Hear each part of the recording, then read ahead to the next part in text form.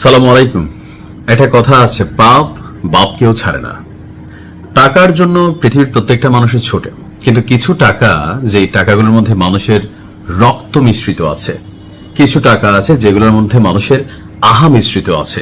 কিছু টাকা আছে যে টাকাগুলো উপার্জনের জন্য আপনি একজন ভালো মানুষকে অপরাধী বানিয়ে দিচ্ছেন, একজন মানুষের ব্যবসা প্রতিষ্ঠান আপনি শেষ করে দিচ্ছেন, একজন মানুষকে মিথ্যা মামলায় ক্রসফায়ার দিয়ে আপনি রাজনৈতিক উদ্দেশ্যকে বাস্তবায়ন করছেন।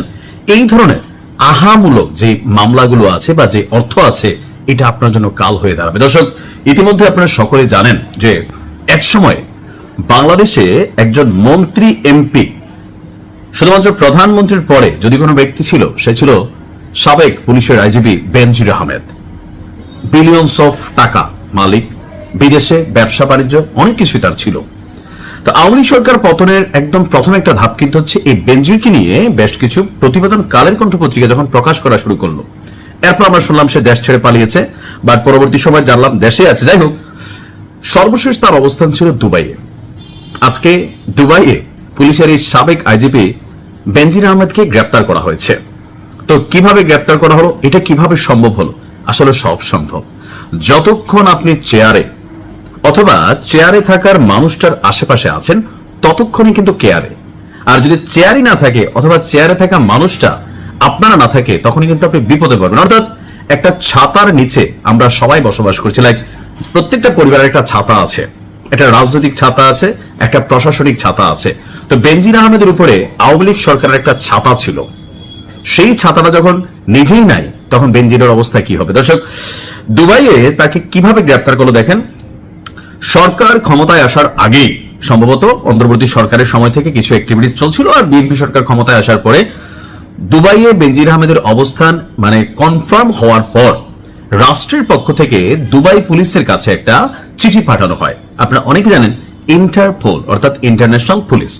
তো ইন্টারপোলের একজন সদস্য কিন্তু বাংলাদেশও সদস্য রাষ্ট্র হিসাবে তারা দুবাইয়ের কাছে সহযোগিতা চেয়েছে, যেমনটি করে আওয়ামী লীগ সরকার ক্ষমতায় থাকতে অনেককে বিদেশ থেকে গ্রেপ্তার করে নিয়ে আসছিল। তো তদ্রুপ সেই মুহূর্তে আপনার দুবাইয়ে অবস্থান করা বেনজিরকে গ্রেপ্তার করে বাংলাদেশে ফিরিয়ে আনার জন্য সরকারের পক্ষ থেকে চিঠি ছিল দুবাই সরকারের কাছে। আর দুবাই সরকার বর্তমান সরকারকে প্রাধান্য দিয়ে তাদের সেই রিকোয়েস্টে সাড়া দিয়ে বেনজিরকে ইন্টারন্যাশনাল পুলিশ অর্থাৎ দুবাই পুলিশের মাধ্যমে তাকে গ্রেপ্তার করেছে। ইন্টারপোল অনেকে বোঝেন না, মনে হয় যে আলাদা কোনো টিম থাকে, ওরকম না। ধরেন বাংলাদেশে কোনো অপরাধী চলে আসছে দুবাই থেকে, এখন দুবাই সরকার বাংলাদেশকে বললো, বাবা হাবিবি এটা আমাকে দিয়ে দাও। তো বাংলাদেশ পুলিশ যখন এই কাজটা করবে, দুবাই বলবে ইন্টারপোলের মাধ্যমে, অর্থাৎ বাংলাদেশ পুলিশ হচ্ছে ইন্টারপোল, এই ক্ষেত্রে আন্তর্জাতিক পুলিশিং সহযোগিতা করছে। তো বেনজির সাহেব সম্ভবত তার যে অবস্থান ছিল, ওই তার যে বাসা, ওইখান থেকে নিয়মিত কোন পথে যাতায়াত করে গোয়েন্দা নজরদারিতে ছিল। তো আজকে শপিং এ যখন বের হয়েছে, সেখান থেকে তাকে মাঝপথে পুলিশ আলগিদে নিয়ে চলে গেছে। তো এখন কই আছে বেনজির? বেনজির এই মুহূর্তে, আর অনেকে বলছেন এটা ভুয়া কিনা, না, আমরা যতদূর দেখছি যে স্বরাষ্ট্রমন্ত্রী থেকে শুরু করে আমাদের পুলিশের যে বিভিন্ন মন্ত্রণালয়, সেখান থেকে কিন্তু এটা কনফার্মেশন দেওয়া হয়েছে। আর দুবাই পুলিশ কর্তৃক আপনার গ্রেপ্তার করা হয়েছে। বর্তমান সরকার দায়িত্ব গ্রহণের পর দুর্নীতির মামলায় অভিযুক্ত পুলিশের সাবেক আইজিপি বেনজির আহমেদকে গ্রেপ্তারের জন্য ঢাকার পুলিশ হেডকোয়ার্টার্স ইন্টারপোলের ন্যাশনাল সেন্ট্রাল ব্যুরো অর্থাৎ সেইখানে আবেদন করেছিল। আর এটা ডক্টর ইউনূসের আমলেই কার্যকর হয়েছে। অর্থাৎ 2025 সালের 11 এপ্রিল এই আবেদনটা পাঠানো হয়েছিল তৎকালীন সরকারের পক্ষ থেকে, আর এটা মনিটরিং করেছিল বিএনপি সরকার।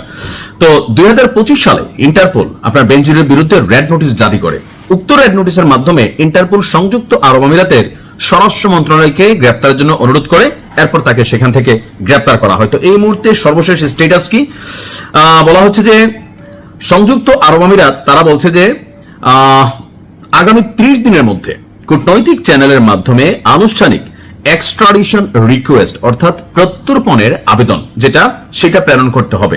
বেনজির আহমেদের বিরুদ্ধে দুর্নীতি প্রতিরোধ আইন এবং বাংলাদেশ পাসপোর্ট আইনে মামলা বিচারাধীন রয়েছে। উক্ত বিষয়ে পুলিশ ইন্টারপোলের চ্যানেলের মাধ্যমে বিদেশি কর্তৃপক্ষের সঙ্গে যোগাযোগ এবং গ্রেফতার পরবর্তী ফলো আপ কার্যক্রম সম্পন্ন করছে।